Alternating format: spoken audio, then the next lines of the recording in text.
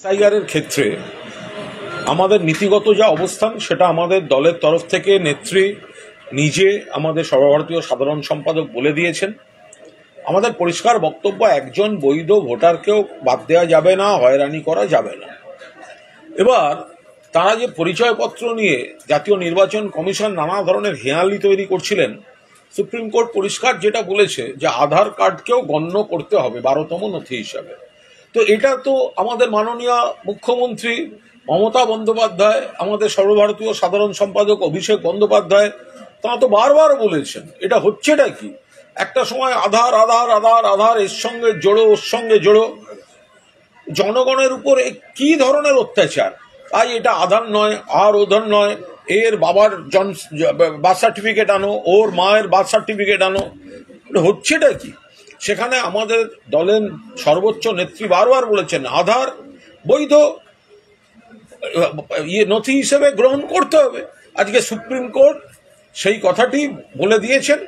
এটা মমতা বন্দ্যোপাধ্যায় যে প্রথম দিন থেকে গোটা ইস্যুটায় সঠিকভাবে, সঠিক পথে, সঠিক বিশ্লেষণে যা বলছেন দেখা যাচ্ছে সেইগুলোই বাস্তবোচিত, তাই সুপ্রিম কোর্টে তাই সেগুলো মানছেন। প্রধানমন্ত্রী রাজ্যে আসছেন, 15 সেপ্টেম্বর তিনি প্রতিরক্ষা সংক্রান্ত অনুষ্ঠানে বারবার প্রধানমন্ত্রী দেখুন, প্রধানমন্ত্রী প্রতিরক্ষা সংক্রান্ত যে মিটিংয়ে আসছেন বলে শোনা যাচ্ছে, সে বিষয়ে কোনো মন্তব্য করব না। কারণ ডিফেন্সের যদি কোনো মিটিং হয় তো সেটা সম্পূর্ণ প্রতিরক্ষা দপ্তরের ব্যাপার, সামরিকের ব্যাপার, এখানে কোনো রাজনৈতিক মন্তব্য করব না। কিন্তু এটা ঘটনা যে যেহেতু 26শে ভোট, তাই ভোট এলেই তো নানা বাহানা করে ডেলি প্যাসেঞ্জারই এদের বেড়ে যায়। তো নানা ফরম্যাটে এদের ডেলি প্যাসেঞ্জারি শুরু হবে, এবং ডেলি প্যাসেঞ্জারিতে রাজনৈতিক কর্মসূচি থাকবে, অরাজনৈতিক কর্মসূচি থাকবে, প্রশাসনিক কর্মসূচি থাকবে। নিট রেজাল্ট হবে একটাই, সেটা হচ্ছে চতুর্থবারের জন্য মুখ্যমন্ত্রী হবেন মমতা বন্দ্যোপাধ্যায়, রেকর্ড বিধায়ক নিয়ে, এবং বিজেপি গোয়ারা হারবে। আর এতবার যাতায়াত করছেন, খালি হাতে আসেন কেন? বাংলার বকেয়া 1,95,000 কোটি টাকা, সেগুলো আগে নিয়ে আসুন না। এতবার যাতায়াত করছেন, মানুষকে ভুল বোঝাচ্ছেন, বাংলা এসে ছবি তোলার চেষ্টা করছেন, তো বাংলার পাওনাটা দিচ্ছেন না কেন? সকাল থেকে একযোগে 22টা জায়গায় ইডি বালি পাচার নিয়ে বিভিন্ন জায়গায় অভিযান চালায়। এই যে ভোট এলেই তৎপরতা। দেখুন, একটা বিষয় হচ্ছে, যে মামলায় কোনো তদন্ত বা তল্লাশি ইডি চালাচ্ছে সে বিষয়ে কোনো মন্তব্য করব না। Law will take its own course. কিন্তু প্রবলেমটা হচ্ছে টাইমিং নিয়ে। প্রধানমন্ত্রী ভোট ভোট বলে যাওয়ার পর থেকেই কেন্দ্রীয় এজেন্সির যে তৎপরতা, এটা তো প্রত্যাশিতই ছিল। এটা বরং আরো এই সময় এদের গতিবিধি, এটাতে তো সেই অভিযানটার গ্রহণযোগ্যতা, বিশ্বাসযোগ্যতা, সেটা নিয়েই মানুষের প্রশ্ন উঠে যায় যে এইবার ভোট আসছে, প্রধানমন্ত্রীও বলে গেলেন ভোট ভোট, তাহলে নিশ্চয়ই এইবার কেন্দ্রীয় এজেন্সিগুলির একটু গতিবিধি খবরে আসবে।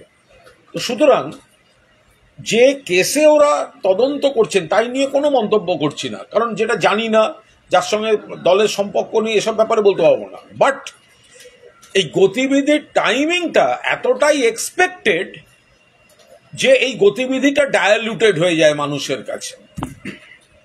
এই ইস্যুতে শুভেন্দু অধিকারী অভিষেক বন্দ্যোপাধ্যায়কে আক্রমণ করছেন, বলছেন যে ডুপ্লিকেট চালান দিয়ে রাজ্য জুড়ে বালি পাচার হচ্ছিল, এবং এই তোলা টাকা সমস্ত ভাইপো অভিষেক বন্দ্যোপাধ্যায়। আচ্ছা, এই যে আমাদের মানে শুভেন্দুবাবুর যে এত তথ্য ভান্ডার, তো শুভেন্দুবাবু মানে নিজে একটা অ্যাপ্লিকেশন দিয়ে তো এই কেসে উইটনেস হতেছে।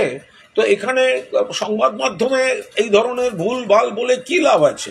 তার কাছে যদি কোনো তথ্য প্রমাণ থাকে তো তাহলে আপনি একটা অ্যাপ্লিকেশন দিয়ে এই যারা তদন্ত করছেন, তো আপনাদেরই তো সব শাখা সংগঠন, গণসংগঠন, তো আপনি তাদের অফিসে গিয়ে সেগুলো জমা দিয়ে আসুন।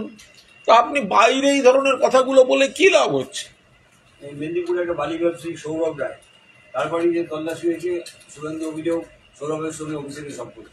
আমি একেবারেই বলতে পারবো না। এখন দেখুন, এগুলো সব টাইমে মিলছে। প্রধানমন্ত্রী বলবেন ভোট ভোট ভোট, তারপরে সেন্ট্রাল এজেন্সি নামবে, তারপর সেন্ট্রাল এজেন্সি কিছু লোকের বাড়ি যাবে, বিজেপি সঙ্গে সঙ্গে বলবে এটা তৃণমূল তৃণমূল তৃণমূল। এগুলো একেবারে এক সূত্রে গাঁথা, ফলে এই টাইমিংটাই এই গোটা বিষয়টা নিয়ে প্রশ্ন তুলে দেয়। ব্যারাকপুরে ফের গুলি অস্ত্র এসব পাওয়া যাচ্ছে সামনে। বলতে হবে না, পুলিশ দেখছে, এবং পুলিশ যত কিছু অসাধু চক্র এবং আমাদের যারা বিরোধী পক্ষ, শত্রুপক্ষ, যারা বাংলার ভালো চায় না, তারা এইসব কাজকর্ম করে, অন্য রাজ্য থেকে এসব নিয়ে টিয়ে আসে, এসব করে, তো পুলিশ ধরছে। ওনারা আশুতোষ কলেজের ভর্তি প্রক্রিয়া চলছে, তার মধ্যে কয়েকজন আননোন তারা কলেজের ছাত্রছাত্রীকে ফোন করে বলছে যে বিষয়ে ভর্তি হবে সেই বিষয়ে ভর্তি করিয়ে দেওয়া হবে টাকার বিনিময়ে। কলেজের ভবানীপুর থানায় অভিযোগও দায়ের হয়েছে। কি বলবেন? তখন এগুলো যেটা জানি না সে নিয়ে কোনো মন্তব্য করব না।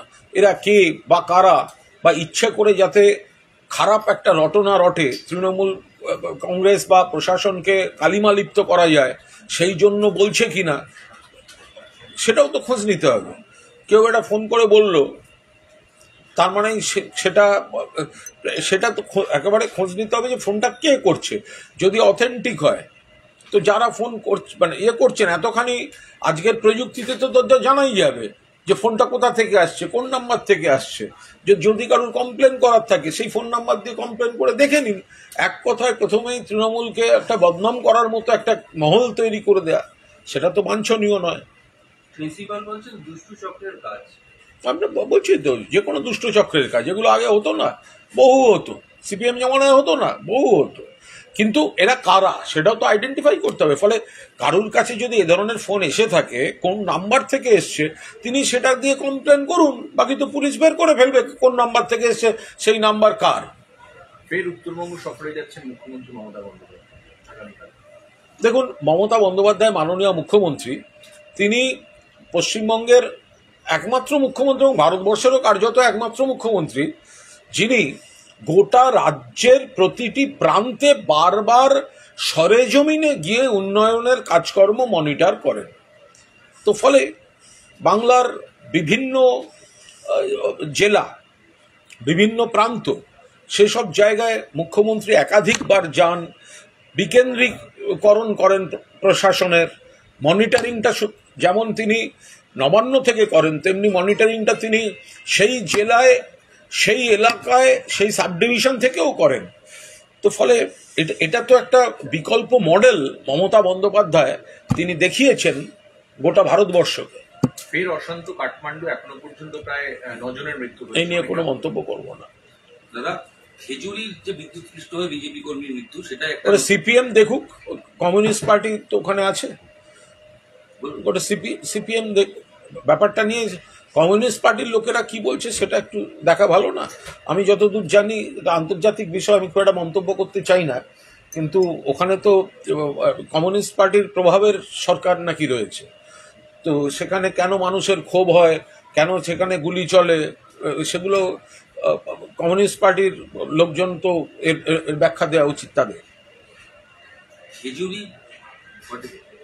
খেজুরির মামলায় আইওকে প্রশ্ন হয়েছে যে তদন্তকারী অফিসার সঙ্গে চিকিৎসকের তদন্ত যে করেছে, একাধিকবার ফোনের কথা হয়েছে, এই বিষয়টা আজকে উঠেছে। তদন্তের বিষয় একেবারেই বলতে পারবো না, কোনো মন্তব্যই করবো না। শুভেন্দু অধিকারী বলছেন সব খুনগুলোই আসলে দুর্ঘটনা বলে চালানো হচ্ছে, কেন্দ্রীয় এজেন্সি তারা যদি তদন্ত করে ঠিক হবে।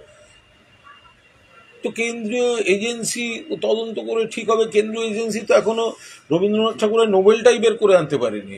এরকম গাদাগুচ্ছের মামলা রয়েছে, আবার যাদেরকে আর্জি করে কেন্দ্রীয় এজেন্সিকে নিয়ে এলো, আবার যারা নিয়ে এলো তারাই আবার তাতে সন্তুষ্ট নয়। তো ফলে তো তাদের ব্যাপার। ফুরফুরা শরীফের অন্দরে মহাফাটল দেখা যাচ্ছে, আব্বাস সিদ্দিকী ভোটে দাঁড়ানোর কোনো মন্তব্য করবো না। এনআইটি, এটা তো বিজ্ঞান চর্চার জায়গা, সেখানে শঙ্করাচার্য পুরীর আসছেন, তিনি দীক্ষা দেবেন এবং তিনি আসবেন, মানে বিজ্ঞান চর্চার কেন্দ্রে ধর্মীয় অনুষ্ঠান। দেখুন, আমি একটা কথা বলি, বিজ্ঞান এবং ধর্ম এটা একটা আলাদা বিষয়, এর সঙ্গে রাজনীতির কোনো সম্পর্ক নেই। এখানে আমি এমন কোনো মন্তব্য করতে চাই না। যারা বিজ্ঞানে বিশ্বাস করেন নিশ্চয়ই, আবার অনেক বড় বিজ্ঞানীকেও জানি, গবেষণা যারা করেন বড় বিজ্ঞানী, তারা বিশ্বাস করেন আর একটা শক্তিতে। এবং সর্বশেষ দেখবেন কোনো রোগীর যখন খুব খারাপ অবস্থা হয়, এরম দৃশ্য দেখতে পাবেন। চিকিৎসকরা বলছেন আমরা সর্বশক্তিতে চেষ্টা করেছি, এবার আপনারা ঈশ্বরের কাছে প্রার্থনা করুন। ফলে আমি এখানে কোনো সংঘাত এইসব আমাদের পর্যবেক্ষণে আসে না। কুণালদা, নদিয়ার গাংনাপুর গার্লস হাই স্কুলের শিক্ষিকাকে তৃণমূলের দেবগ্রাম অঞ্চল সভাপতি হুমকি দেওয়ার অভিযোগ উঠেছে। আমি বলতে পারবো না, একদম যেটা জানি না আমি বলতে পারবো না। স্থানীয় এমন একটা বিষয় হয়, সেখানে কি ইকুয়েশনে কেন হয়েছে, কি হয়েছে, এটা বিস্তারিত না জেনে এবং দুম করে একটা উপসংহারমূলক বাক্যের উপর দাঁড়িয়ে মন্তব্য করা সম্ভব নয়। ষষ্ঠ শ্রেণীর পড়ুয়াকে 3 নম্বর কম দেওয়ার জন্য তৃণমূলের এই বলতে পারবো না এটা অ্যাকচুয়ালি কি হয়েছে, তাদের পুরনো রাগারাগি ছিল কি না। যেটা ভালো সেটা ভালো, যেটা খারাপ সেটা খারাপ। এবার একটা এত বড় রাজ্য, তার কোথায় কোন গ্রামের কোন জায়গায় কি হয়েছে তার প্রত্যেকটা সকলকেই জানতে হবে বা সব কথার মধ্যে দাঁড়িয়ে প্রতিক্রিয়া দিতে হবে, তার কোনো মানে নেই। মালদার চাচল কলেজে আমাদের জেলা স্তরে যারা মুখপাত্র আছে এগুলো তারা বলতে পারবেন, কারণ তারা ডিটেলটা ওখান থেকে খবর পাচ্ছেন। রবীন্দ্রনাথ ঠাকুরের ছবি আগুনে পুড়িয়ে দেওয়ার অপচেষ্টা বলে অভিযোগ উঠেছে। আমি জানি না ওটা ছবিটা আসল না নকল, আমি সেগুলো জানি না। সেই নিয়ে ছবি মিছিল করছে, ছবি নিয়ে। সে করুন, ওনারাই তো বাংলার মূর্তি, বিদ্যাসাগরের মূর্তি যারা ভাঙে এই বিজেপি, রবীন্দ্রনাথ ঠাকুরের লেখা সরিয়ে দেয় বিজেপি শাসিত রাজ্যের পাঠ্যসূচি থেকে, তারা এসেছে নাটক করতে। আমি একটি শব্দও বলবো না। আজকে বিশ্ব অভয়া দিবস পালিত হচ্ছে নানা দেশে। কলকাতাতেও বিশ্ব অভয়া দিবস, ওই অভয়ার মৃত্যু, সেটা নিয়ে কলকাতার নীলরতন মেডিকেল কলেজ থেকে মিছিল আজকে কি আছে, প্রতিবাদ হচ্ছে। আর এই দিনে আসফাকুল্লাহ নাইয়াকে আবার হেয়ার স্ট্রিট থানা ডেকে পাঠিয়েছে। তাই এর সঙ্গে ওর কি সম্পর্ক? আজকে এরকম দিবস হবেই বা কেন? মানে কিসের দিবস? অভয়ার প্রতি আমাদের মানে পূর্ণ তার প্রতি আমাদের পূর্ণ যে শ্রদ্ধা সম্মান থাকা উচিত আছে, তার পরিবারের প্রতি আছে, কিন্তু তাকে নিয়ে এই ধরনের রাজনীতি করা কারা করছে? যারা ধানতলা বানতলা ডক্টর অনিতা দেওয়ানের ধর্ষক এবং হত্যাকারী, তারা এইসব নাটক দেখাচ্ছে। উন্নাও হত্রাসের লোকেরা করছে। ফলে একটা সবকিছুর একটা সীমা আছে। এ রাজ্যে বাংলা বলায় চাকরি গেল। আমি একটা কথা বলে দিই, সেটা হচ্ছে এই যে অভয়ার বাবা, যার বিরুদ্ধে আমি মানহানির মামলা করেছি, 11 তারিখ শুনানি আছে, কোর্টের একটি চিঠি পেয়েছি বা উনিও পেয়েছেন যে 10:30টার সময় 11 তারিখ উপস্থিত থাকতে হবে, সশরীরে অথবা আইনজীবী মারফত। তা আমি খোলাখুলি বলতে চাই, উনি তো সুস্থ শরীরে আছেন, ভগবান করেন সুস্থ থাকুন। উনি তো সব জায়গায় যাচ্ছেন, বিজেপির সঙ্গে নবান্ন অভিযানেও যাচ্ছেন, ক্ষোভ সিবিআইয়ের বিরুদ্ধে যাচ্ছেন নবান্নে, সঙ্গে বিজেপি। তো ওনার যদি আমার বিরুদ্ধে তথ্য প্রমাণ দেওয়ার থাকে, উনি যদি সত্য কথা বলে থাকেন, তাহলে নিজে সশরীরে কোর্টে এসে আমার বিরুদ্ধে প্রমাণ দিন। উনি আমাকে সমালোচনা করতে গিয়ে এত কথা বলছেন, আমার খুব মজা লাগছে। উনি কোনো না কোনো সংবাদ মাধ্যম বা কোনো ব্যক্তিগত ওইসব সোশ্যাল মিডিয়ায় বলছেন, বলুন, আমার তাতে কোনো আপত্তি নেই। আমার বক্তব্য, আপনি তো ন্যায় বিচার চান, তো মিডিয়া বা সোশ্যাল মিডিয়ায় বললে তো ন্যায় বিচার হবে না। ন্যায় বিচার কে দেবে? কোর্টের তারিখ কবে? 11 তারিখ। সময় কখন? 10:30। কুণাল ঘোষ খারাপ, এই খারাপের সমর্থনে আপনার যা যা তথ্য প্রমাণ আছে আপনি সেগুলো গিয়ে কোর্টে বলুন। আপনি যদি সেদিন কোর্টে না আসেন, তাতে প্রমাণ হয়ে যাবে আপনি মিথ্যা কথা বলেছেন। আপনি যদি আইনজীবী পাঠান এবং নিজে না আসেন, তাহলে এটা প্রমাণ হয়ে যাবে প্রথমেই যে আপনি মিথ্যা কথা বলেছেন। কারণ আপনি কি বলছেন, আমি শুনলাম কেউ একজন বলেছেন, আমি কেন কোর্টে গিয়ে সময় নষ্ট করবো? আরে ভাই, আপনি বাড়িতে যে সময়টা নষ্ট করছেন আমায় গালাগালি করে, আপনার ন্যায় বিচার দরকার হলে আপনি কোর্টে যান। আপনি আবার যাদেরকে করছেন তারা আপনাকে 4টে আমার নাম করে প্রশ্ন করতে পারে, আপনি প্রচুর গালাগালি দিলেন, তাতে আপনি কি ন্যায় বিচার পাবেন? পাবেন না। তার ন্যায় বিচার যদি হয় এবং আমাকেই যদি শিক্ষা দিতে হয় আইনিভাবে, তাহলে 11 তারিখ 10:30টার সময় কোর্টে আসুন, নইলে ধরে নেবো আপনি ডাহা মিথ্যা কথা বলছেন। এ রাজ্যে বাংলা বলায় চাকরি গেল, আবার এ রাজ্যেই ভিন রাজ্যের পরীক্ষার্থী এসে এসএসসিতে 31 সালে পরীক্ষার্থী ওগুলো দেখতে হবে। এটা তো প্রমাণিত যে অন্য রাজ্য থেকে এতজন এসে পরীক্ষা দিলেন, যোগী রাজ্য থেকে, এবং তাদের অভিজ্ঞতা সব ভয়াবহ, যে তাদের রাজ্যে সব পরীক্ষা তাদের অভিজ্ঞতা খুব খারাপ, বাংলাই তাদের কাছে আসার আলো। ওকে, থ্যাংক ইউ। ডিএ মামলা শুনানি ছিল সুপ্রিম কোর্টে, সেখানে যে সরকারি কর্মচারী আইনজীবী তিনি বলতে যে সরকার বঞ্চিত করছে তাকে, 3 সপ্তাহ পরে আবার ওদের বক্তব্য জমা দিতে বলেছে, তারপর সুপ্রিম কোর্টে আইনের বিষয় সুপ্রিম কোর্টে হচ্ছে মামলা, সেখানে এখনই এই স্টেজে কেন আলাদা করে মন্তব্য করতে যাব? রাজ্য সরকারের যা বক্তব্য, রাজ্য সরকারের আইনজীবীরা মহামান্য সুপ্রিম কোর্টের কাছে বলেছে। গৌরবঙ্গ বিশ্ববিদ্যালয় জানি না।